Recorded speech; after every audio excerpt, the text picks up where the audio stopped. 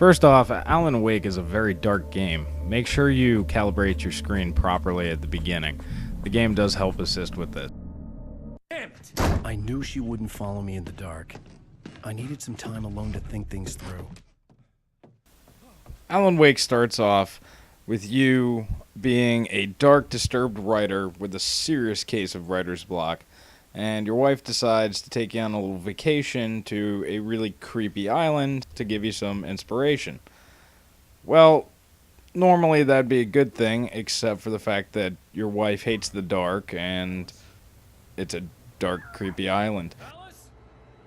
After the two of you get into a fight about writing, you storm out of the cabin and leave her alone in the dark, creepy cabin.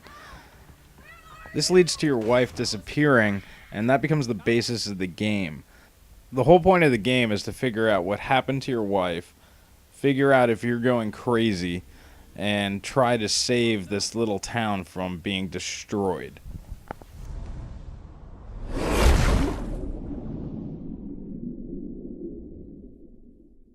Keep going, Alan. Wake up. Alice?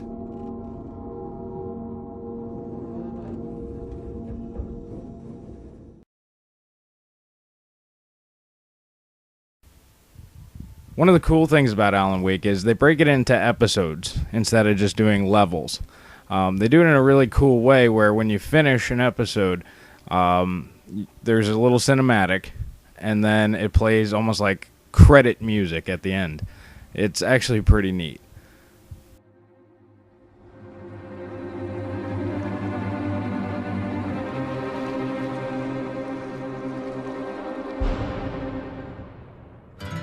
A candy-colored clown they call the Sandman tiptoes to my room every night.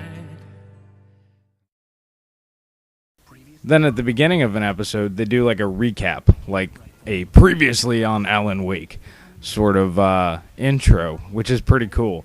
I found it pretty amusing while I was playing the game. It's a different way to tell the story. I woke up behind the wheel of a crashed car. I'm missing a week. I was attacked by shadowy men straight from a nightmare. The sheriff took me to the lake Alice and I had stayed at, but the cabin had disappeared.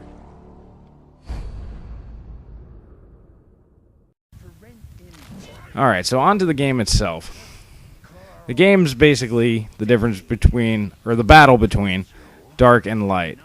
Light heals, and darkness is where the enemies come out of. Essentially, the main enemy is darkness incarnate, which is like, it really reminds me of the smoke monster from Lost, to be honest with you. There's obviously varied enemies in this game. Some are what they call the Taken. They're kind of like shadowy people that come at you with axes and throwing knives and chainsaws and all sorts of other stuff. You have to use light to attack the enemies. Very similar to that of the Ghostbusters game, where you have to wear them down first, and then you can use a pistol or a shotgun or something else to take them out. But you do have to weaken them first, otherwise you can shoot at them all day and nothing's going to happen.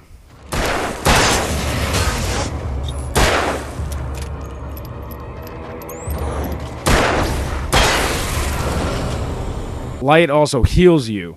If you're under a big spotlight, a road light, or go into a lit building, your health will instantly regenerate. Your health will also come back over time gradually, but it takes a lot longer to do that. The flashlight is your main weapon in this game. But the gate's locked. You're gonna have to go through the hedge maze over there. Barry, I don't have a light. Take this, Al. There are 3 different flashlights. You have a standard flashlight, which runs out pretty quick and doesn't have a lot of charge. You have a heavy-duty flashlight, which is like the big cop-type flashlights. And then you have a lantern, which is the most powerful, but doesn't quite hold as much of a charge as the heavy-duty. So depending on what part of the game you're in and what sort of enemies you're fighting, one is better than the other.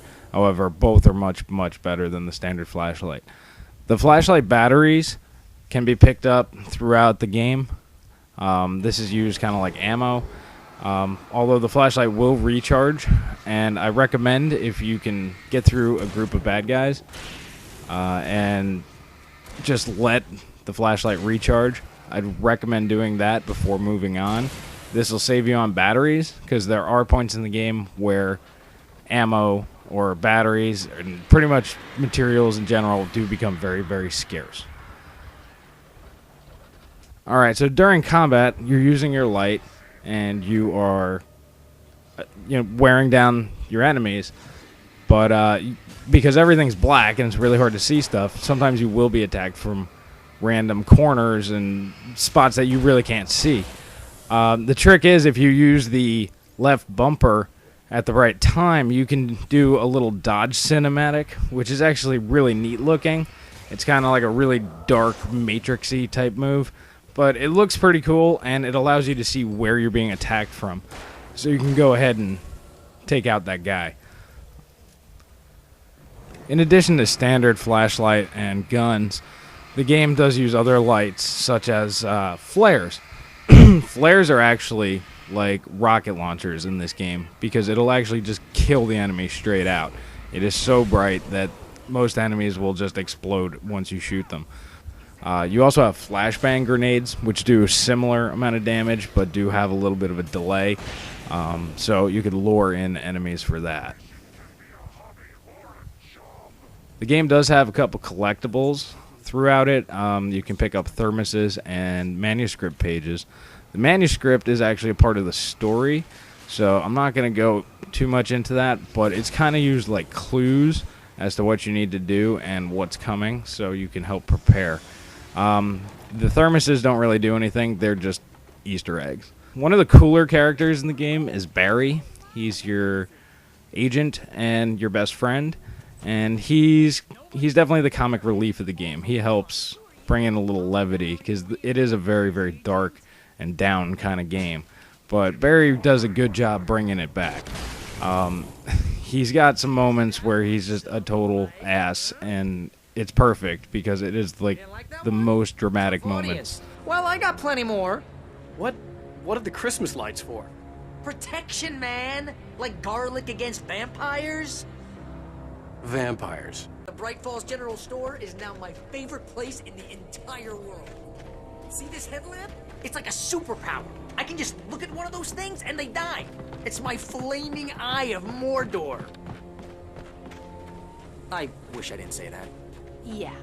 Hey, I want a headlamp. Last one. Bastard. The game does have its set-piece action moments where you're fighting a horde of enemies while there's a giant concert basically going on. This is one of the more interesting battles of the game. There's light everywhere, yet they still come after you. You have tons of ammo, and you got Barry on your side, and you got awesome music in the background.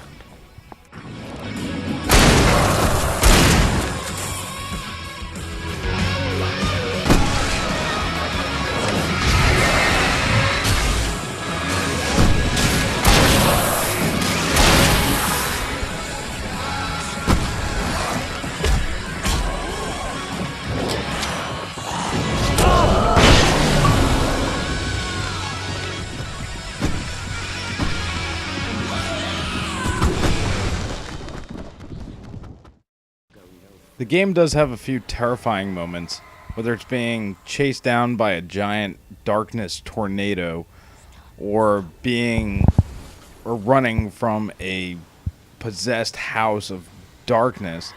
It does give you a very eerie feeling. The big question is, was Alan Wake worth the wait? The answer is yes. The story is fantastic, the graphics are good, the gameplay is fun. This is definitely an original game. You can't really say it's just like some other game out there. It's completely its own. It's a lot of fun, and I strongly recommend it.